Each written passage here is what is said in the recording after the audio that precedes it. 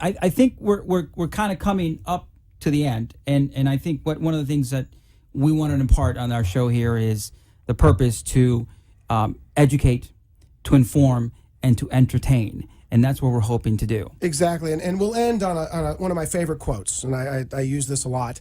And it's appropriate because tonight at the NCAA Finals between Kentucky and Duke, I'm a Tar Heel, so we won't tell you who. Well, anyway.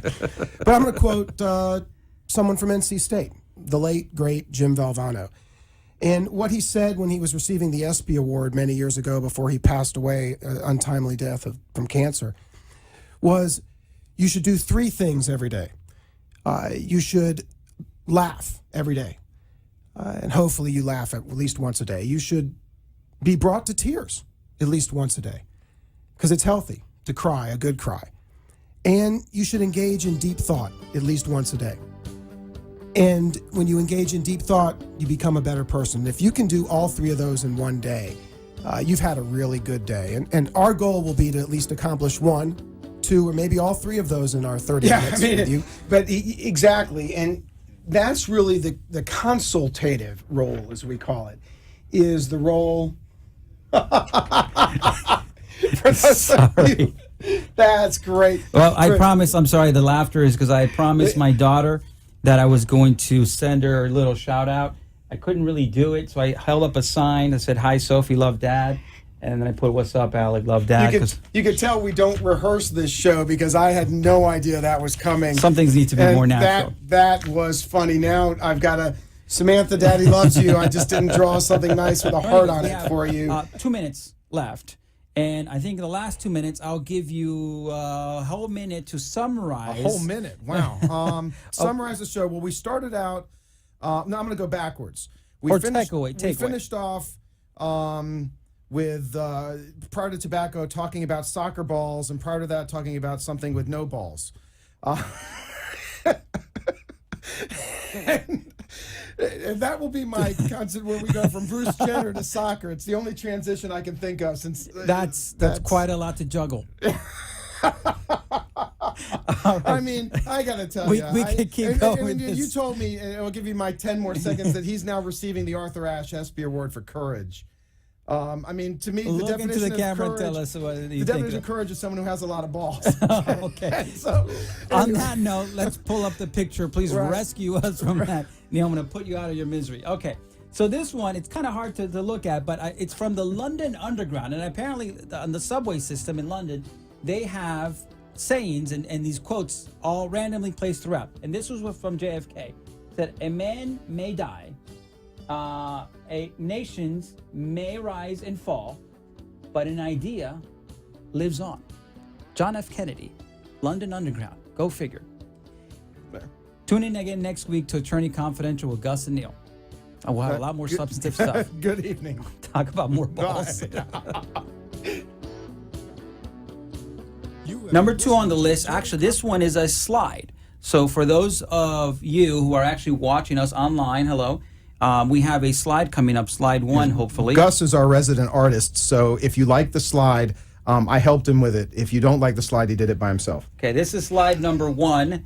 We aptly titled this one, The Google School of Law. Right. So we've all had clients who have either themselves or have had family members graduate from the Google School of Law. Right. You can elaborate what we mean by yes, that. Yes, and unlike Gus, I started practicing law before there was a Google School of Law. So people there was weren't able. internet. Right. Well, there was no internet until Al Gore actually finally got around to inventing it. But when I was practicing, initially. Back in the early 1990s, I think we had a lot less of this. We had a lot fewer clients trying to tell us what we needed to do, unless they had a relative who was a lawyer. Right. They'd have a relative who did wills, trusts, and estates and would try to advise us on how to try a labor and employment case because their cousin, the wills and estates lawyer, said he'd do it this way. Now, everybody, you don't need the cousin who's a lawyer. You just log into Google and look up the law. Did you say log into Google? You actually click on the. Well, you know what I meant. So you go on Google. That worldwide interweb. Look, I just wanted to, before we get to the substance of our show, not that there's much substance, but I just got this headline. Go ahead. Headline on ESPN. Actually, it's Miami Herald.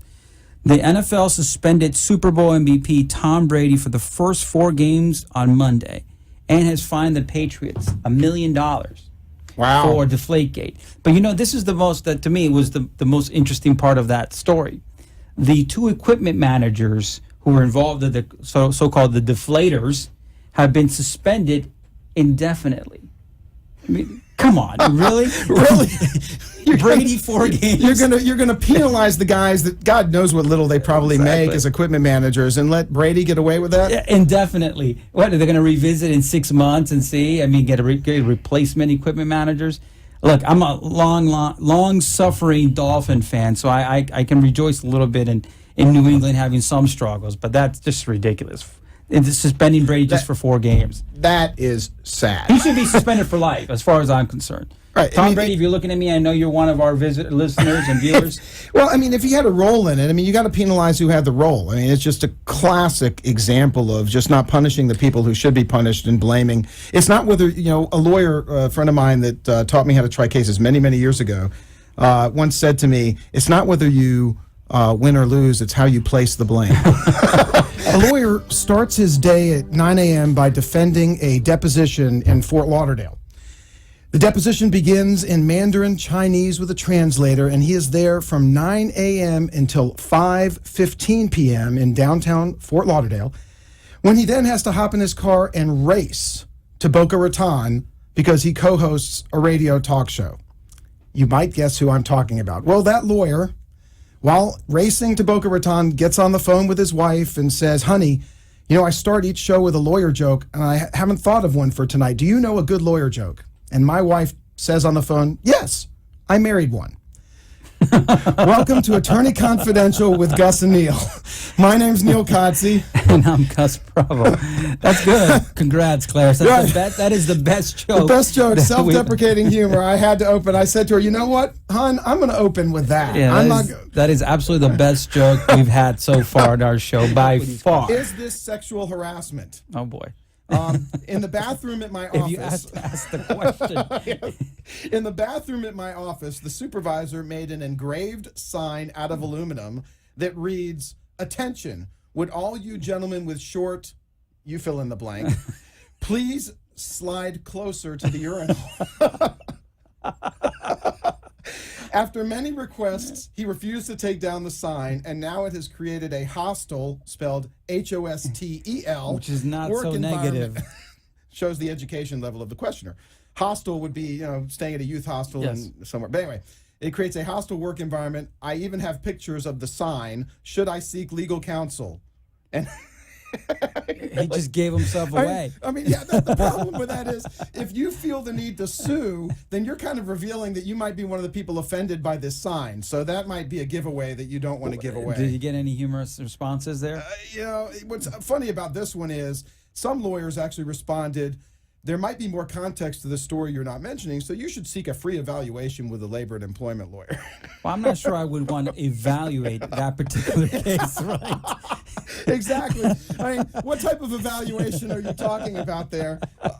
Send us a picture, and we'll let you know if you fill in the blank. And then my favorite was, this itself is not likely sexual harassment. However, now that you've complained about it, if you're being retaliated against for your complaint, there might be a legal violation. Please consult with a local attorney to go through the details and see if there's a viable case. So clearly, the bar here, folks, is very, very low for the question. So if you have any type of question or a comment about the legal industry, or just a comment in general, question in general, 888-565-1470. Exactly. I mean, it is actually, Avo, we've joked about, because you get the bad questions, or I won't call them stupid. Yes, I will. They're stupid questions.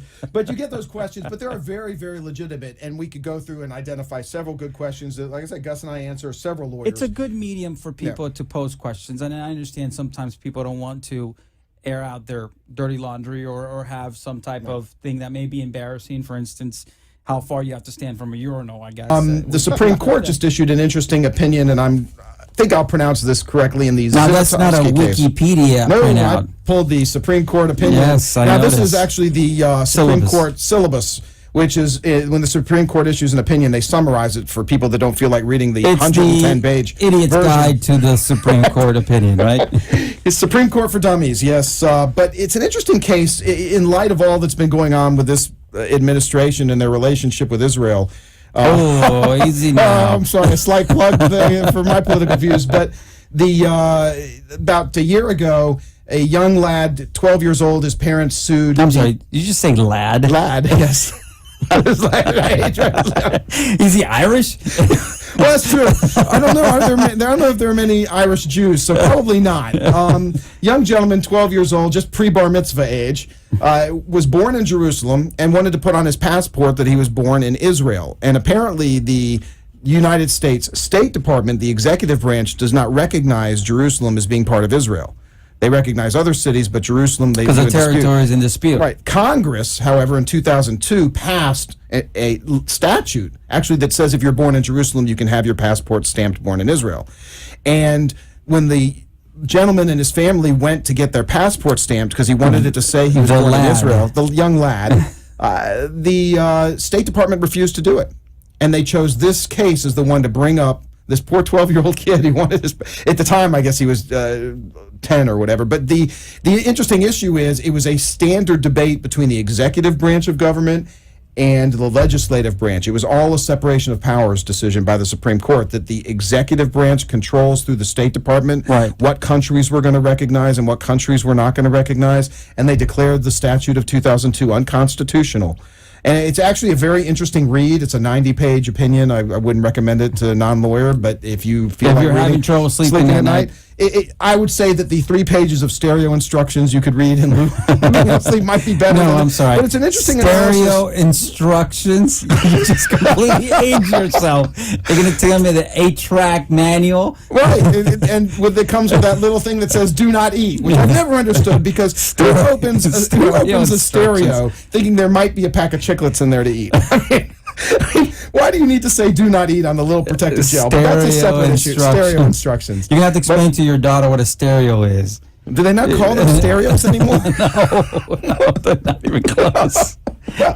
I mean, that's around the 8-track era. You know, I mean, I guess cassette tapes and all those things. Well, I'm sorry. So, look, what I had find, all the Beatles on 8-track, all the Beatles albums. I think you're right. What's interesting here, it shows the dynamics between the government, or as you said, the executive branch, right? I think that the State Department falls under the executive branch, and obviously the legislative branch. And so, but was this case actually brought by the executive branch? No, the case was actually brought by the family of the 12-year-old child because the State Department refused to stamp his passport as being born in Israel, which gives him certain dual citizenship rights, and there are other issues there. Because he was an American citizen, his family was there for his birth, apparently. But it's a very interesting analysis of the difference of power between the executive and legislative branch. So what was the decision? I missed that part. The decision was the statute passed by Congress in 2002, and it wasn't just a statute about Israeli citizenship. What happens is Congress sometimes passes statutes that have 50 different things in them. By the way, I completely forgot. We actually have a picture of the Supreme Court for those of you watching online. And it's show hopefully could come up in a few. But go ahead. The statute. There it is. There's the 9 happy folks. Wow. So for those of you listening, it's a picture of the current 9 Supreme Court justices. Neil, bonus points if you can name all 9 of them. Oh, please don't make me do that. I've got Clarence Thomas, Anton Scalia, John Roberts. That's either Breyer or Kennedy. Yeah, no. Kennedy's in the back, I believe. That's Breyer. I think that's Kennedy. You think that's Kennedy? Yes, that's Kennedy. Goodness gracious. I'm going to guess that's Ginsburg. At the You think? An old Jewish-looking lady hunched in a chair? Yeah, I think that's Ginsburg. And then Kagan. And then that's the other Italian. Alito, Breyer, and Sotomayor. There you go. Was my pronunciation okay? Well done. So nice pop quiz. For those of you watching online, you can verify. But anyways, we're coming up on the break. So far, we've been talking about some of the major headlines. I think the second half, we'll talk about some more headlines. And if we get some phone calls, we'll entertain those calls. If not, we'll make up our own questions to answer. There you go. All right. Attorney Confidential with Gus and Back in a few. There was an interesting line of stories about people avoiding jury duty through creative Creative costumery is how the story was written. Man avoids jury duty by wearing an orange jumpsuit. I mean, That's creative. that is creative. You walk in the court and it's a criminal trial. Can you be fair? Hey, I think I know him. It's not gonna, but it was interesting He had because a number and a ball I and think chain. Gus and I have joked about this before, but as I read that, it really in some ways strikes a nerve as a lawyer in that jury duty is important. And you started the show off with the Magna Carta and what we do to protect people's rights. Our jury system is really the one way in a civil setting where if a individual is suing let's say a big corporation like a tobacco company, the only way they're going to get justice is to have 12 peers in the box, as we say, a jury of their peers, to look at the evidence and decide that case. In the old days, if you go back to the 1600s, don't say it. When I tried my first case, I know, Gus, you're... No. But So when your partnership came in. Juries were not made up of peers. Juries were made up of the elite. Right. And so the Right. elite would always win. Figure that. So Look, I think we had a story. I don't know. We did the story on the show. It's been so many shows now. this is number 11, I think. We Wow. celebrated our We're- 10th anniversary last week. And what'd you get me?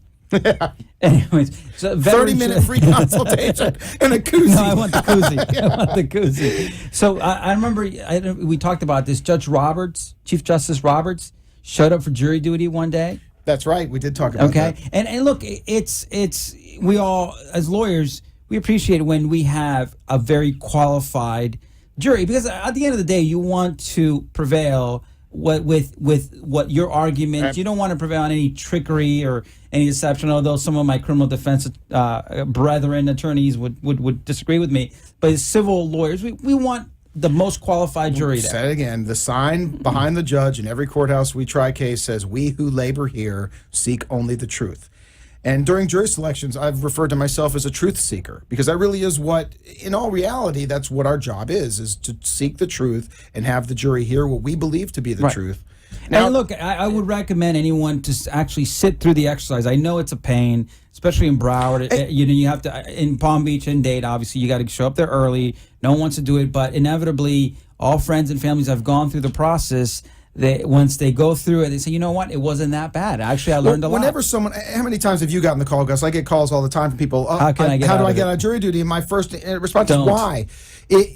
Look, if you have a legitimate conflict where your job, your income, you can't sit on a jury for more than a day or two, tell the court that. There are plenty of 1 and 2 day trials to sit on a jury. And what you learn through the process and through the system is so educational. And it's beneficial. Not only that, but it helps the parties. And it's hard to complain about the legal system, right, when you don't participate in it. And if you refuse to participate, and if you're not happy about some of the decisions, if you're not happy about some of the things that are taking place in the court system, this is your one chance to be involved. And by the way, you are a critical component of it. I mean, and that's what we want. Most of us want, again, who labor here seek only the truth. And it's interesting because when you're doing tobacco trials, and we can come up with other examples as well, sometimes you're in the opposite situation. You're actually trying to weed out the people that want a little bit too much to be on your jury. Oh, yes. They're called stealth jurors, and you have people that go, ooh, I can really sock it to them. And so you have to weed through and find those. There was one recently that lied on her questionnaire. I don't know if you read that. I got to pull up the story. Maybe we'll talk about it next week. But they discovered that someone lied on their questionnaire in order to get on the jury. And then they discovered that after the fact. And, of course, now that verdict is on appeal. Because, I mean, again, we want... We want a nice balance. We don't want the extremes. We don't want to force someone on there, but we don't want someone. Going to truth, I mean, when we pick a jury, we pick it through pick juries through a process known as voir dire, which is French for speak I the figured truth. as a North Carolinian. Voir dire. It's voir like dire. my cousin Vinny. Right. I've heard it pronounced. There all was different another ways. example of getting out of the jury. Oh, that this you is had. the one that So 'Cause the we're next running out of example is a time. lady who showed up in a clown outfit, t-shirt, dress skirt, reindeer socks, hair curlers, and 2 different shoes and a red nose. Claims she had PTSD, and this is how she dressed every day. What's PTSD? Post-traumatic stress disorder. So she claimed to be ill and, I thought you were going to tell mentally me deranged. she claimed she was a lawyer. Well, that gives you PTSD in a different setting. But she claimed to be ill and obviously didn't get selected. And then, because she has a friend who's a lawyer on a radio show, neither me nor Gus, she has a friend, she went on the radio the following week and bragged about how she got out of jury duty and then got convicted of a felony because she committed perjury during jury selection. So if you're going to do something dishonest to get out of jury duty, don't go on the radio and confess to it. I visualize Will Ferrell's face when he says, "What an idiot!" You know, when it's saying that. Listen, if you're going to do that, don't brag about it. I mean, but serves her right. Right. Serves her right. So the music is coming. I don't know if you have time for your quote of the day. Let's to take away and then the quote of the day. Let's pull up the picture. Take it away is juries are important. We talked about a lot of other stuff, but I'll emphasize, if you're on jury duty, don't try to get out. If you can devote 2-3 days, it's a good endeavor to devote. Okay, so here's the quote of the day. This is from John Lennon, who said, "When I was 5 years old, my mother always told me that happiness was the key to life. When I went to school, they asked me what I wanted to be when I grew up. I wrote down happy. They told me I didn't understand the assignment, and I told them they didn't understand life." John Lennon.